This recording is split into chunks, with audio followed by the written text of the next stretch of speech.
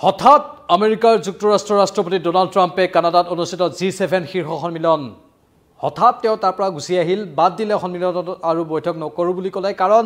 সংকট আহিছে এতিয়া আৰু ডোনাল্ড ট্ৰাম্পে উভতি আহি পোনপটীয়াকৈ এটা বাৰ্তা দিলে নিজৰ সামাজিক মাধ্যমত যে ইৰানৰ তেহৰানত থকা লোকসকলে তেহৰান খালি কৰিব লাগে তাৰ পাছতে আতংক বিয়পি পৰিল আৰু বিশেষকৈ ভাৰতৰ ছাত্ৰ-ছাত্ৰীসকলৰ মাজত আতংক তাৰ মাজতে অৱশ্যে বহু ছাত্ৰ-ছাত্ৰী সুকলমে সীমা পাৰ হ'বলৈ সক্ষম হৈছে কিন্তু এতিয়াও আন একাংশ আবদ্ধ হৈ আছে নমস্কাৰ স্বাগতম news 18 Assam north east area হৈছে পোনপটীয়া সম্প্ৰচাৰ ষ্টুডিঅ'ত মই প্ৰাঞ্জল গোটেই যদি ইৰানৰ কথা কওঁ ইৰানত ভাৰতীয় ছাত্ৰ-ছাত্ৰীৰ সংখ্যা কিমান মান হ'ব পাৰে এনে ভাৰতীয় লোকটো ইৰানত প্ৰায় 4000-5000 মান আছে কিন্তু ছাত্ৰ-ছাত্ৰীৰ সংখ্যাই 1500 পৰা 2000 ৰ ভিতৰত আৰু এই 1500 পৰা 2000 যি ভাৰতীয় ছাত্ৰ আছে ইয়াৰে বেছি সংখ্যকে হৈছে জম্মু কাশ্মীৰৰ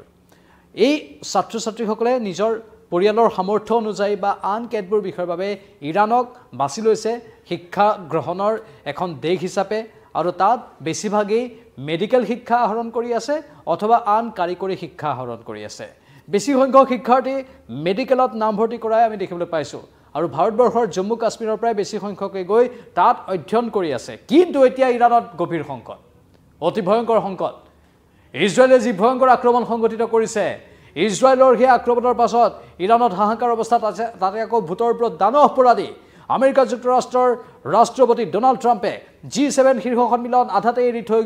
বাৰ্তা দিলেগৈ যে তেহৰানত থকা লোকসকল অতি সোনকালে তাৰ পৰা আঁতৰি যাব লাগে সেই বাৰ্তাৰ পাছতে অধিক আতংকৰ সৃষ্টি হৈছে ভয়ংকৰ অৱস্থাৰ সূচনা হৈছে আৰু সেই সময়ৰ মাজতেই ভাৰতীয় একাংশ ছাত্ৰ সুকলমে সীমা পাৰ হৈ ওলাই আহিবলৈ সক্ষম হৈছে কিন্তু আমি কওঁ সীমা পাৰ হৈ ওলাই অহাটো ইমান সহজ সাধ্য নহয় কাৰণ পথেদি আহিব লগা হৈছে দুৰ্গম পথো আছে ইয়াত আৰ্মেনিয়া হৈ একাংশ আহিবলগীয়া হৈছে তাত ঠায়ে ঠায়ে বোমা বিস্ফোৰণ হৈ আছে মিছাইল আক্ৰমণ হৈ আছে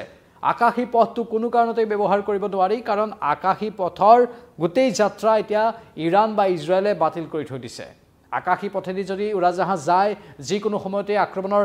লক্ষ্য হ'ব পাৰে সেয়েহে আকাশী পথ এতিয়া বন্ধ তাৰ বিপৰীতে স্থল পথেই এতিয়া একমাত্ৰ উদ্ধাৰকাৰী যাত্ৰা হ'ব এইসকল লোকৰ বাবে ল্যান্ড বৰ্ডাৰ মুকলি কৰি দিয়াৰ কথা কালি ইৰাণৰ মন্ত্ৰীয়ে উল্লেখ কৰিছিল ভাৰতৰ বিদেশ মন্ত্ৰালয় বিশেষকৈ এছ জয়শংকৰ বিদেশ মন্ত্ৰীয়ে এই ক্ষেত্ৰত ইৰাণৰ চৰকাৰৰ সৈতে পোনপটীয়াকৈ আলোচনা কৰিছিল যাতে ভাৰতীয় লোকসকল আৰু ভাৰতীয় ছাত্ৰসকলক উদ্ধাৰৰ ক্ষেত্ৰত ইৰাণে অলপ হ'লেও সহানুভূতিৰ দৃষ্টি দিয়ে ইৰাণে কিন্তু প্ৰতিশ্ৰুতি লগে লগে দিলে যে আমি সহানুভূতিৰ দৃষ্টিৰে চাইছোঁ আৰু আমি আমাৰ দেশৰ নাগৰিকসকলৰ সমান্তৰালকৈ আপোনালোকৰ দেশৰ নাগৰিকসকলকো উদ্ধাৰৰ বাবে বিশেষকৈ ছাত্ৰ-ছাত্ৰীক উদ্ধাৰৰ বাবে আমি আমাৰ ফালৰ পৰা 100% দিম সেয়াই হৈছে বন্ধু ৰাষ্ট্ৰৰ অন্তিম সময়ৰ সহায় যদি ভাৰতৰ ইৰাণৰ সৈতে সম্বন্ধ ভাল নাথাকিলেতেন তেনেহ'লে এই বিপদৰ সময়ত চূড়ান্ত বিপদ বুলি কৈছোঁ এই চূড়ান্ত বিপদৰ সময়ত এনেধৰণৰ সহায় হয়তো নাপালেহেঁতেন ভাৰতে এটা সৌহাৰ্দ্যপূৰ্ণ সম্পৰ্ক ইমান দিনে বৰ্তাই ৰাখিছিল ইৰাণৰ সৈতে যাৰ বাবে ভাৰতৰ এইখিনি সহায় হৈছে অৱশ্যে ভাৰতে ইজৰাইলৰ সৈতেও সৌহাৰ্দ্যপূৰ্ণ সম্পৰ্ক বৰ্তাই ৰাখিছে দ্বিপাক্ষিক চুক্তি বহুকেইখন আছে কিন্তু লক্ষণীয় কথাটো হ'ল আমি যিটো সংখ্যা কৈছোঁ প্ৰায় 1500 পৰা 2000 ভাৰতীয় ছাত্ৰ আছে বেছি সংখ্যকেই কাৰিকৰী শিক্ষা আহৰণ কৰি আছে অথবা মেডিকেলৰ শিক্ষা আহৰণ কৰি আছে ভাৰতীয় অভিভাৱকসকলৰ বুকু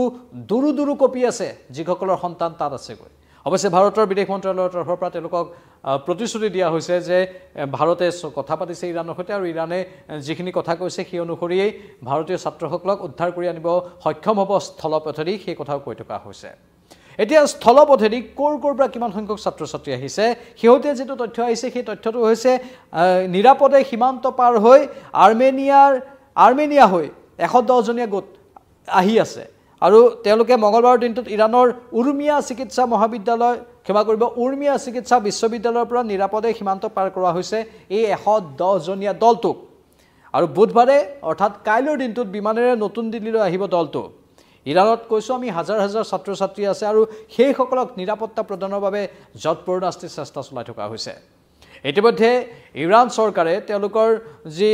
বিশেষ দল আছে সেই বিশেষ দলকো নিৰ্দেশ দিছে যাতে ভাৰতীয় কোনো ছাত্ৰই যদি উদ্ধাৰকাৰী দলক যোগাযোগ কৰে অথবা দেশৰ নিৰ্দিষ্ট বিভাগবোৰক যদি যোগাযোগ কৰে তেনেহ'লে ভাৰতবৰ্ষৰ সেই ছাত্ৰ ছাত্ৰীসকলকো সমানে অগ্ৰাধিকাৰ দিব লাগিব বুলি ইৰাণ চৰকাৰে ইতিমধ্যে স্পষ্টভাৱে কৈ দিছে আৰু তাৰ সুবাদতেই ভাৰতীয় ছাত্ৰসকল এতিয়া উদ্ধাৰ হোৱাৰ পথ সুগম হৈছে উদ্ধাৰ হোৱাৰ পথ মুকলি হৈছে সেইটো এটা বৰ ভাল কথা ইতিমধ্যে ভাৰতীয় দূতাবাসে 24 ঘণ্টাই জৰুৰীকালীন হেল্পলাইন নম্বৰো মুকলি কৰি থৈ দিছে আমি হেল্পলাইন নম্বৰ কেইটাও আপোনালোকৰ বাবে দিম যিকেইটা হেল্পলাইন নম্বৰ মুকলি কৰা হৈছে বিশেষকৈ ভাৰতীয় দূতাবাসে সকলো ভাৰতীয় নাগৰিকক তেহৰাণত অৱস্থিত ভাৰতীয় দূতাবাসটো ইৰাণৰ তেহৰাণত অৱস্থিত এই ভাৰতীয় দূতাবাসে এটা কথা কৈছে ভাৰতীয় নাগৰিক আৰু ভাৰতীয় মূলৰ ছাত্ৰ ছাত্ৰীসকলক যে সজাগ হৈ থাকক এইখিনি সময়ত কাৰণ আমেৰিকা যুক্তৰাষ্ট্ৰৰ ৰাষ্ট্ৰপতিয়ে যেতিয়া এটা অতি আতংকিত পোষ্ট দি দিছে এটা আতংকিত মন্তব্য কৰি দিছে যে তেহৰাণ যিমান পাৰে সোনকালে খালী কৰিব লাগে তাৰ অৰ্থ এইটোৱে যে ইজৰাইলে হয়তো ভয়ংকৰ বা তাতকৈ ভয়ংকৰ আক্ৰমণ কৰিবলৈ সাজু হৈছে তেনেধৰণৰ এটা আশংকা আছে সেয়েহে সকলোকে সজাগ হৈ থাকিবলৈ ভাৰতীয় দূতাবাসে অনুৰোধ জনাইছে আতংকিত নহবলৈ অনুৰোধ জনাইছে আৰু সকলো প্ৰয়োজনীয়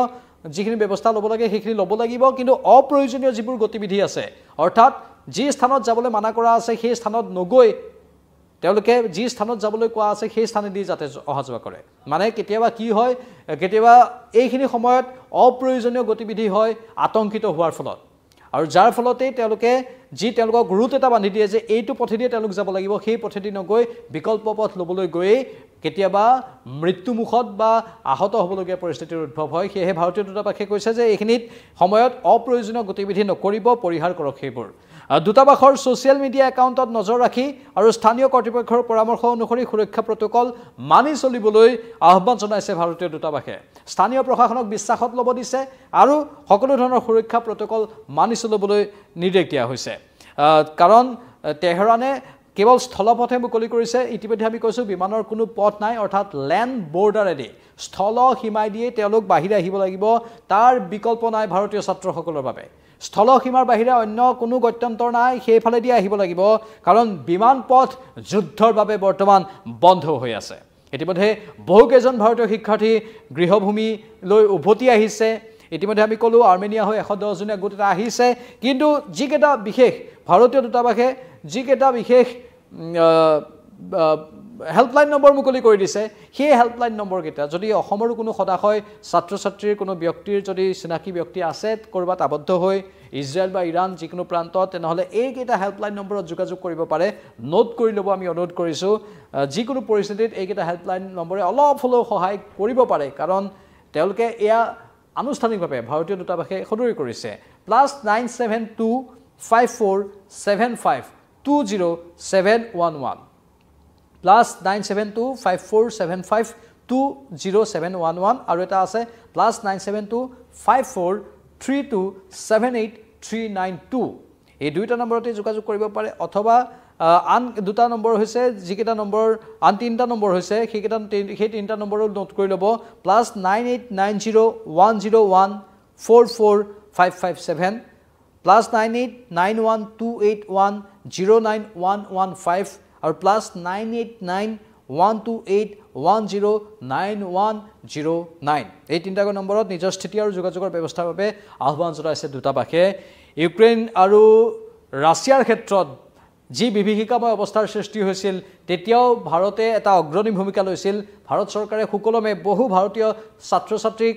ভাৰতলৈ উভতাই আনিবলৈ সক্ষম হৈছিল সেয়া হয়তো আপোনালোকৰ মনত আছে এইবাৰো আশা কৰা হৈছে উদ্ধাৰ অভিযান সফল হ'ব কোনো এগৰাকী ভাৰতীয় ছাত্ৰৰ বা ছাত্ৰীৰ তাত বিপদ নহ'ব আৰু সুকলমে সকলো উদ্ধাৰ হৈ আহিব কাৰণ আৰ্থিক বা আন কেতবোৰ দিশৰ বাবে বহু ছাত্ৰ ছাত্ৰীয়ে যিসকল মেডিকেল শিক্ষা আহৰণৰ ইচ্ছা আছিল ভাৰতত চিট নাপালে আৰু আৰ্থিকভাৱেও ভাৰতত পঢ়াটো সম্ভৱপৰ নহয় ইৰাণত সেইসকল পৰিয়ালৰ বা সেইসমূহ পৰিয়ালৰ সন্তানে পঢ়িব পৰাকৈ কিছু তাত আৰ্থিক দিশটো চাই তাত পঢ়িব পৰা সুবিধা কিছু কৰা হৈছিল একাংশ বিশ্ববিদ্যালয়ত সেই শিক্ষানুষ্ঠানবোৰত তেওঁলোকে মেডিকেল পঢ়িব পাৰিছিল যাৰ বাবে বছৰ বছৰ ধৰি ইৰাণৰ প্ৰতি ভাৰতীয় একাংশ শিক্ষাৰ্থী আকৰ্ষিত হৈ আহিছিল বিশেষকৈ জম্মু কাশ্মীৰৰ দৰে ৰাজ্যসমূহৰ একাংশ শিক্ষাৰ্থী কিন্তু এতিয়া হঠাৎ এই ভয়ংকৰ আক্ৰমণে তেওঁলোকৰ ভৱিষ্যতৰ যি তেওঁলোকে সপোন দেখি আছিল তাত ক'ৰবাত চেঁচা পানী ঢালিছে তেওঁলোকেও এতিয়া আতংকত আছে আশংকাত আছে সেয়েহে আমি আশা কৰিছোঁ সেইসকল শিক্ষাৰ্থী যিসকলে সুন্দৰ এটা ভৱিষ্যতৰ সপোন দেখি বিদেশলৈ গৈছিল সেইসকল শিক্ষাৰ্থী পুনৰ নিজৰ দেশলৈ যাতে উভতি আহিব পাৰে তাৰ বাবে আমি বাৰে বাৰে প্ৰাৰ্থনা কৰি আছোঁ আৰু পৰিস্থিতি এতিয়া তাত বিখন দেখিছোঁ মধ্যপ্ৰাচ্যত এতিয়া পৰিস্থিতি ক্ৰমাৎ বেয়াৰ পৰা বেয়ালৈ গৈ আছে 5 দিন অতিক্ৰম কৰি গ'ল 5 দিনে পাৰমাণৱিক ঘাটিত আক্ৰমণ চলাই আছে ইজৰাইলে প্ৰত্যাক্ৰমণ ইৰানেও কৰিছে ইৰানৰো প্ৰত্যাক্ৰমণ শক্তিশালী ৰূপত হৈ আছে আৰু এই আক্ৰমণ প্ৰত্যাক্ৰমণ যি 5 দিন ধৰি চলি আছে ইৰান আৰু ইজৰাইলৰ মাজত সেয়া ক্ৰমাৎ অধিক বেয়াৰ ফালে ঢাল খোৱাটোৱে সকলোকে চিন্তাত পেলাইছে আপোনালোকৰ মতামত কি কমেণ্ট বক্সত কমেণ্ট কৰি জনাব পৰৱৰ্তী সময়ত আকৌ আহিম চাই থাকক নিউজ 18 অসম নৰ্থ ইষ্ট নমস্কাৰ